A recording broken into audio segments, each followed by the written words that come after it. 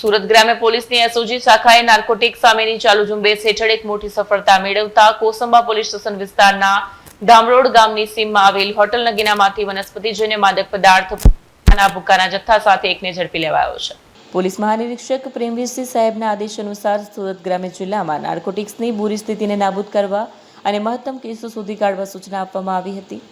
SOG શાખાના police inspector LD ઓડેરાના સૂચન અને પીએસઆઈ જે.કે. રાવના માર્ગદર્શન હેઠળ ટીમો ચોક્કસ દિશામાં કામ કરી રહી હતી।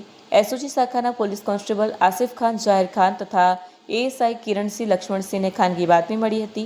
આ બાતમીના આધારે તેઓએ ધામદોડ ગામની સીમમાં national highway number 48 Surat Ahmedabad રોડની પશ્ચિમ બાજુ પર આવેલી હોટલ નગીનામાં છાપો માર્યો। આ કાર્યવાહીમાં માંગરોળના એક ઇસમને ગેરકાયદેસર રીતે અને વિના પાસ પરમિટના માદક પદાર્થ પોસ્ટ દોડાના ભૂક્કાના જથ્થા સાથે ઝડપી લેવામાં આવ્યો છે। પોલીસે આરોપીની ધરપકડ કરીને કાયદેસરની કાર્યવાહી શરૂ કરી છે।